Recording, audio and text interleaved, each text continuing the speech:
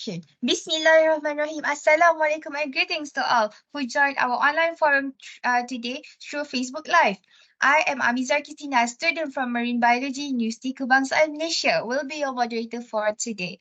Our discussion today drew us to the Sustainable Development Goals, specifically at this SDG 14, Life Below Water, with the slogan of Preserve the Blue, Protecting the Earth.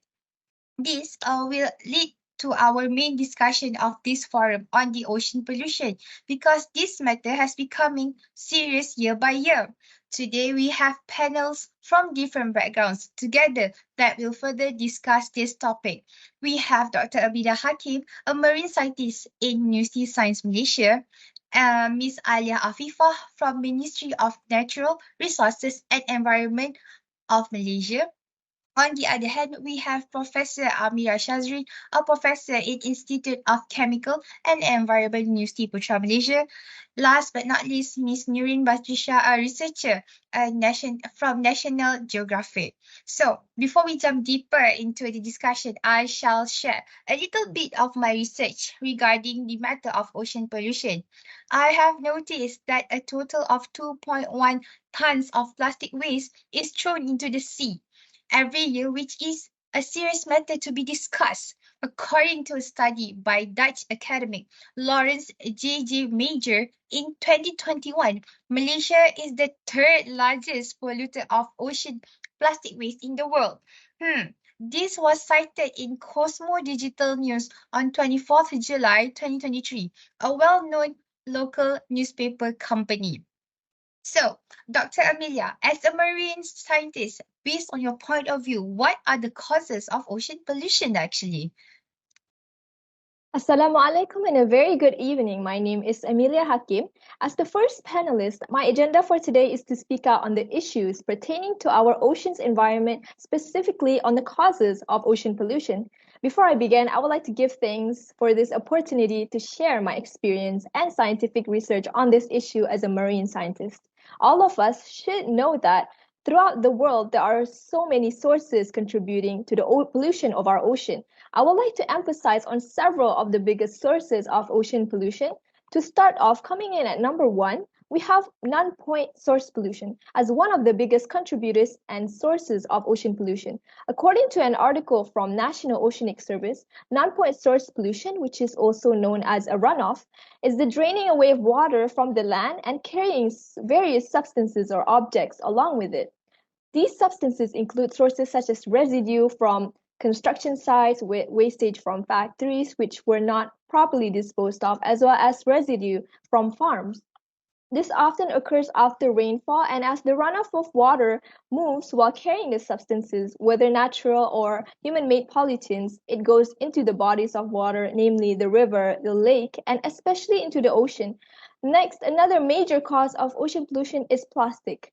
It is stated under UNESCO website that plastic pollution is known to be one of the biggest causes of ocean pollution, and it makes up 80% of all marine pollution. In fact, plastic is one of the most enduring materials created by humans, and it can even take hundreds of years for plastic to degrade. Even so, it would only degrade into what we call as microplastics. We as humans, we use a whole lot of plastic in our daily lives, whether from packaging, from shopping bags, as well as using cups and straws, especially when we buy drinks from the cafe and order takeout for food. Last but not least, chemical pollution is also another major source polluting our ocean until today. As mentioned by Jenny Howard from National Geographic, this is caused by harmful pollutants that contaminate the ocean, and they bring all sorts of toxins, poisons, and metals into our marine ecosystems. An environmental organization named Big Blue Ocean Cleanup stated in their website that the most common origin of where these chemical pollutants come from is by the river because of the excessive and pesticides and fertilizers that are washed off from the farms. Not only that, we also have industrial chemicals such as production of pharmaceutical health products that end up in the sewage and may end up not being completely filtered. So to reiterate my points, which I have researched on, these are some of the biggest causes of ocean pollution, consisting of non-point source pollution, plastic pollution, and chemical pollution. I believe it is vital to gain the interest of communities around the world so that in contributing to the goals of SDG 14 Life Below Water, even with the smallest contribution, so we can have a healthy ocean, healthy ecosystems, and overall a healthier world. That brings me to the end of my part. Thank you. Sorry to interrupt, but can I give my opinion? All right, okay. So I would like to add on a little bit, but for me, other causes could come from the oil pollution as a result from the oil spills. The causes of this can be seen or looked at by the accidents involving tankers, various pipelines, refineries, drilling rigs, and storage facilities. And usually it comes from people's mistake and carelessness as they did not take a proper care on it and would lead to this pollution and damages the ocean and marine species. Thank you. Well, indeed, the plastic waste as well as chemical waste from industrial factories caused ocean pollution. Besides that, Miss Alia input is an eye-opening as oil spills will produce oil pollution which will be able to worsen the ocean pollution too. So, for Miss Alia, how would you define the seriousness those causes will be able to affect the ocean? Mind sharing with us? Yeah, sure. But first of all, I would like to say thank you so much for our lovely moderators for inviting me to this talk. I appreciate it. So, your question is about what is the effect, right? So the causes of the pollution to our nature and ocean really affect us as such in water and food resources. For me, as I do my research at environment department, what can I say? The biggest pollution comes from the plastic pollution. So about 88% of the sea surface is polluted by plastic waste. Between 8 to 14 million tons enter our ocean every year. So for this question, I will give like about 3 points. So I will not drag more time. So firstly, of course, they threaten the marine species. I would like to ask all of you, can you guys guess how many of it get infected? Almost 1,000 species of marine animals get impacted by the ocean pollution, and we have over 500 locations recorded as dead zone where marine life cannot exist. So based on my research from National Institute of Environmental Health Science 2021, ocean pollution has a big impact, especially on marine species, because it comes from the ocean which originate from their habitat, right? So the long-term effect of marine life can include cancer, failure in reproductive system, behavior changes, and also even death. Same goes with oil pollution that I just mentioned just now, as fuel is snare and suffocate the marine animals. So furthermore, depletion of oxygen in seawater. Oxygen is necessary element to all forms of life. So based on evidence from my Australian council Discovery Area Career Researcher Award DECRA shown that the plastic pollution harms oxygen and produce ocean bacteria. So the pollution gives the excess of nitrogen and phosphorus in seawater also causes depletion. When a great deal of oxygen depletion occurs in area of the oxygen, it can become a dead zone where a very little marine life can survive. Not only that, could lead to the water resources. For example, how a human, especially us, went to get the water resources if not come from the ocean, right? So remember, water is necessary to survive. And we come to the last point. Ocean pollution not just affect to marine species, but it also has an effect on our life. How did this happen, right? So this can be seen by the food chain. National Geographic 2023 mentioned that it comes from the microplastic pollution originating from small organisms, is consumed by larger animals, so causing toxic chemicals to become part of their tissues, eventually affecting human food. So this is because the animals like mistake items like plastic bags for food and eat them. Therefore, when a person eat a food like seafood that contains toxic chemical, there is a possibility of getting a disease such as cancer. That is why we need to be careful in what we eat. So I think that is enough for me. But before I end it here, I would like to give a beautiful quote to our lovely audience. So the ocean stirs the heart, inspire the imagination, and also brings internal joy to our soul. Thank you. Okay, sorry to interrupt, Miss Alia. You are right about that, and very good points. Can I add more points about view about this issue?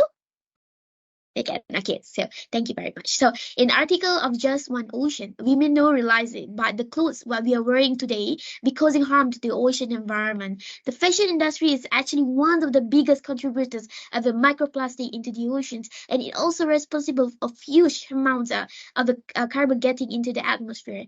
Do you know, for the example, the pollution from the fashion industry has contributed to 76% of decline in the average freshwater fish population worldwide. 100 billion clothes a year for just 7 billion people. It is calculated that more than $500 billion of the value is lost every year due to clothing underutilization and the lack of recycling. So that's all for me. I will pass to the moderator. Okay, thank you. Who would have known that ocean pollution will be able to threaten human health, as the pollution directly affects the quality and safety of human food? We shall remember that one of our protein produced from fishes lived in the ocean as a protein, as protein allows us to produce more energy to our daily life, for our daily life, sorry. So, Professor Amira, how about you? Do you have any current example of any ocean pollution happening in Malaysia?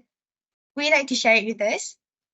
Okay, first of all, thank you, Miss Christina. Hi, everyone. Hopes all of you was in a big help. But before I'm going to start, I need all of you bear in my mind that how doesn't have a live without love, but not one without water.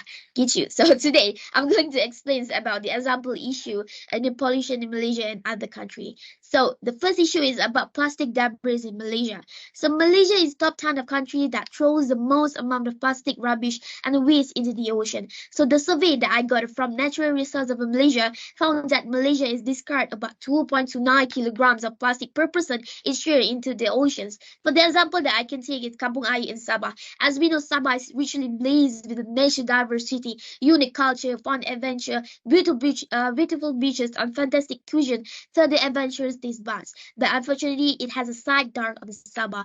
So Kampung Air is located in Sampurna, often associated with the dirty slums and the village structure that are not safe for the community to live in. There are many issues that often talk about the community around the village, beside unsafe house structure, residents who do not have any documents, children who do not have educated, deaths of drug addiction and drug dealers and other crimes. So based on the position and structure of the house of the water, it was found that environmental issues are quite critical, especially the issue of solid water disposal, garbage disposal, pollution of seawater, and beaches are smelled as a physical site pollutions, especially for tourists and visitors.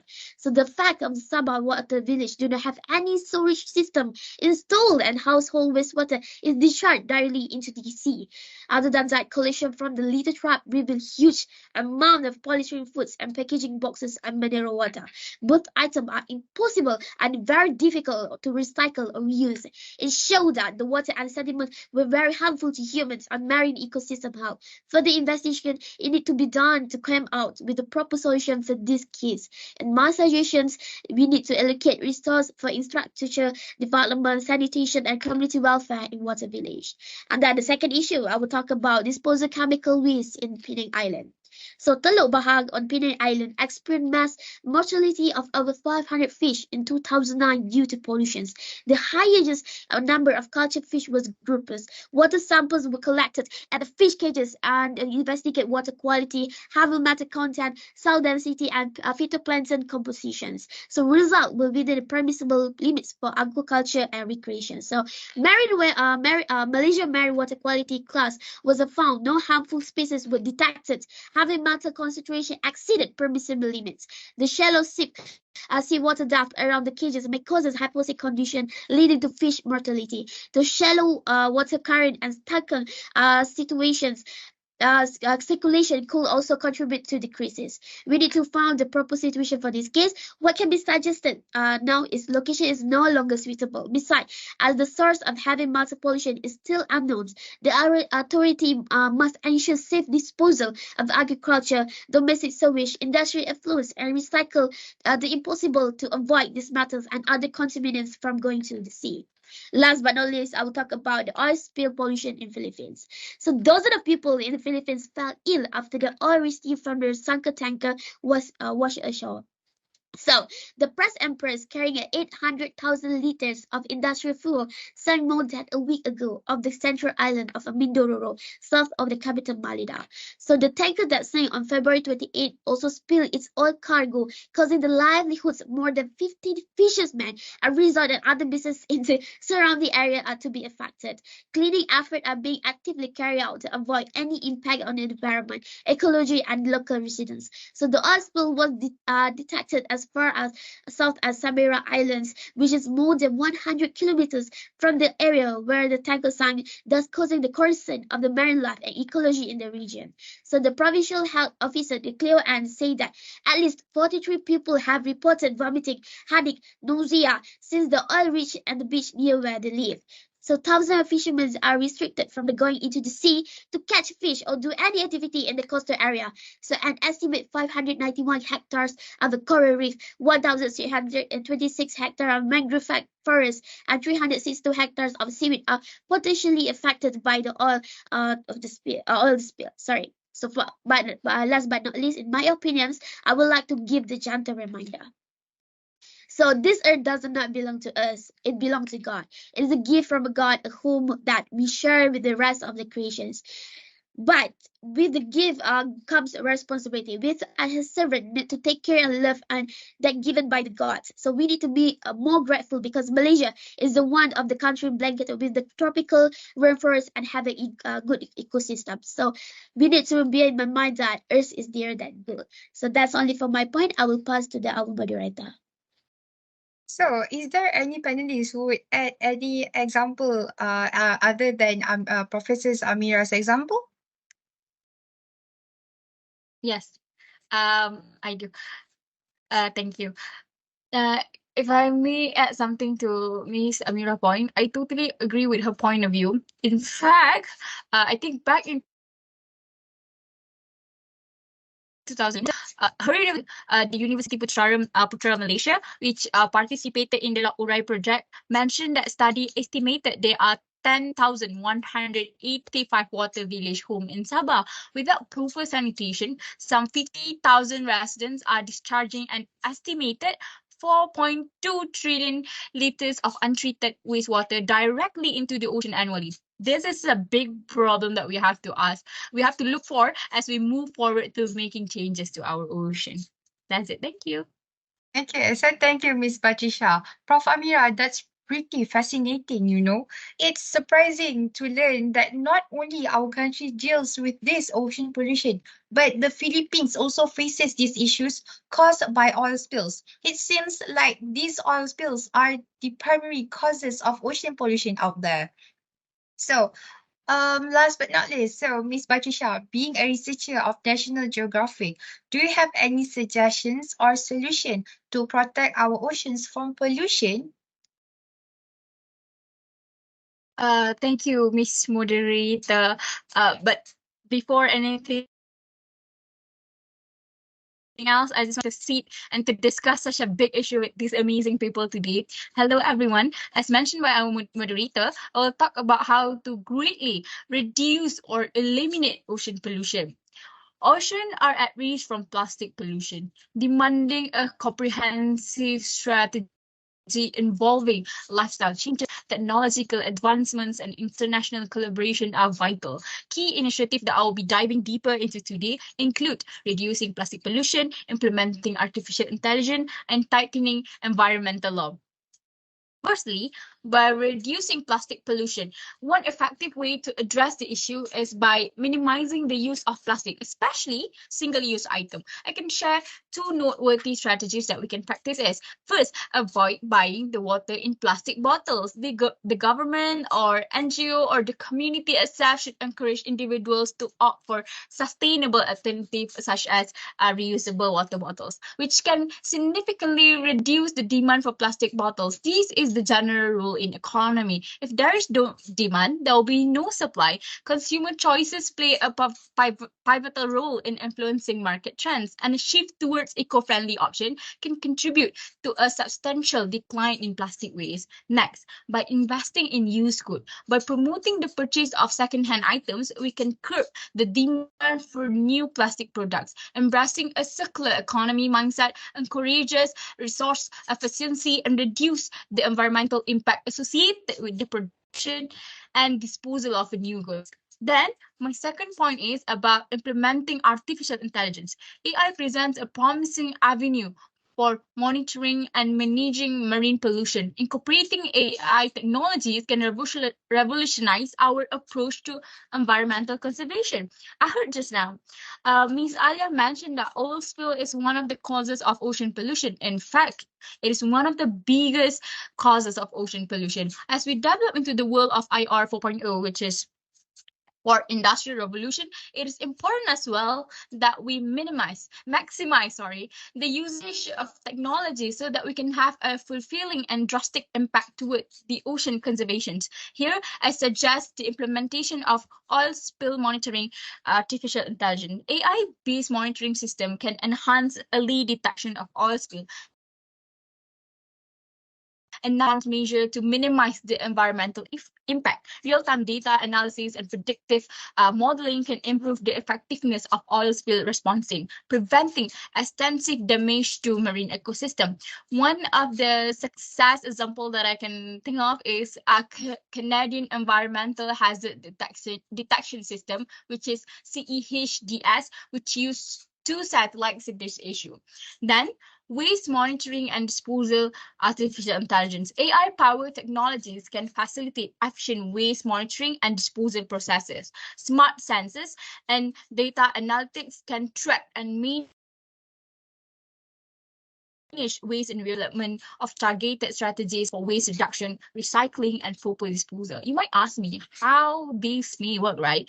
Ocean garbage, mostly plastic, is detected using satellites or drones to map marine environments. Data from this observation combined with artificial intelligence algorithm aid in detecting a garbage type. This can be seen in today's world from a company called Dutch company Ocean Cleanup, which has developed an automated ship using AI technology to collect waste from rivers. Their interceptor system placed in river use renewable energy and computer modeling to target concentrated garbage, improving recycling efficiency. Lastly, strengthening international environmental law is crucial for addressing the global nature of marine pollution.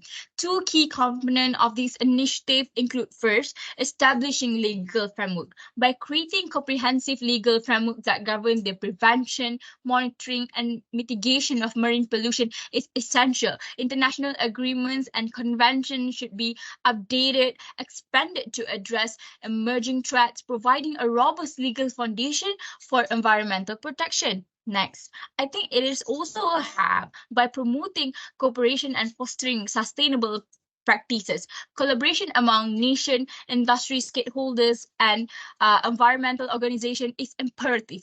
Promoting cooperation ensures that the effective implementation of environmental regulations and encourage the exchange of best practices. By fostering sustainable practices globally, we can collectively strive towards a healthier and more resilient marine environment. As the go saying in African proverb, if you want to go fast, go alone. But if you want to go far, go together. As in conclusion to my speech for today, to combat ocean pollution effectively, a multifaceted approach involving individual responsibility, technological innovation, and international cooperation is needed.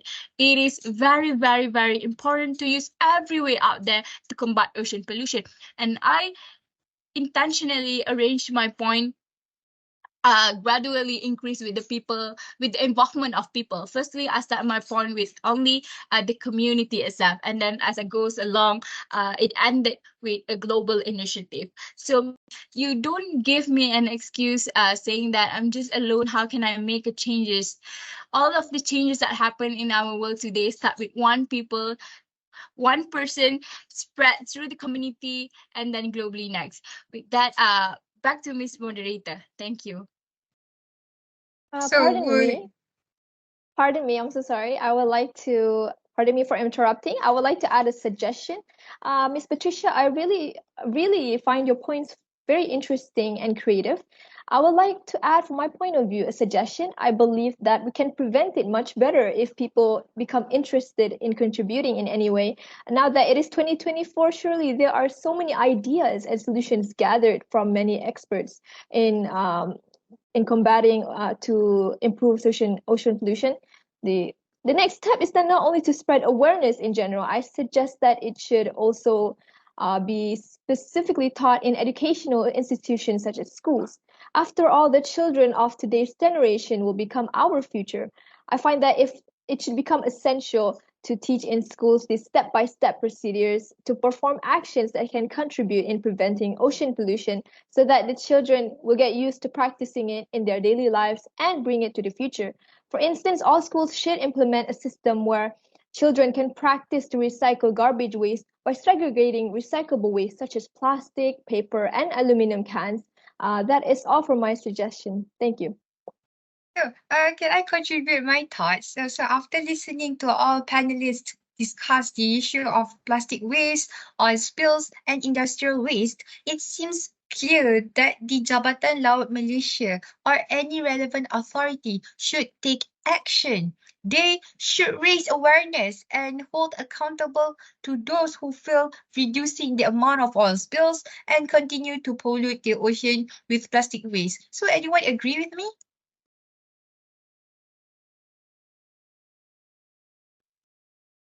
Yes, I do. I totally agree with your ideas here.